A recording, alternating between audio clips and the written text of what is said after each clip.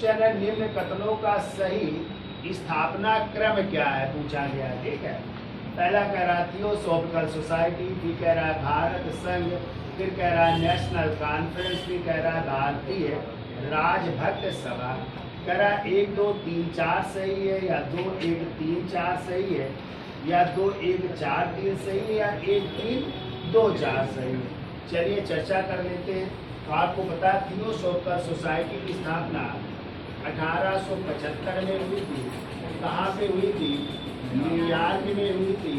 और इसके संस्थापक थे कर्नल अलकाट, और एक महिला थी जिनका नाम था मैडम एलेना पेट्रोना ब्लावत्स्की, यानी वो मैडम ब्लावत्स्की भी कह सकते हैं। ठीक है, इन्होंने की थी। कहाँ पे की थी? न्यूयॉर्क में की थी। कब की थी? 1875। फिर इसका अंतर्राष्ट्रीय मुख्यालय जो है वो अडियार मद्रास में बनाया गया। ठीक है, ठीक है। भारत संघ, इसको समझ नहीं पा रहे, इसी जगह हम इंग्लिश में लिख देते इंडियन एसोसिएशन।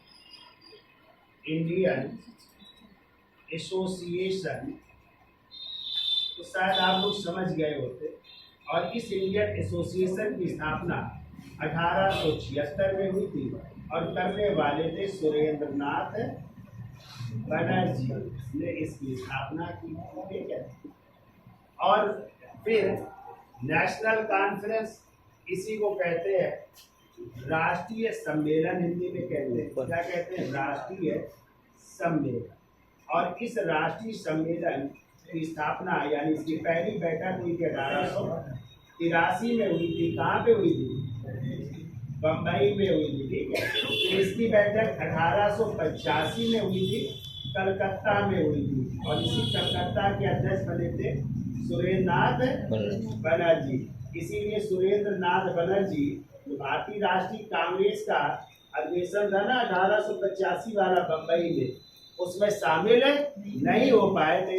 और जब 86 में कलकत्ता में हुए कांग्रेस का अधिवेशन, तो सुरेंद्र नाथ बनर्जी शामिल भी हुए, और अपनी इस नेशनल कॉन्फ्रेंस का जो है भारतीय राष्ट्रीय कांग्रेस में क्या कर दिया?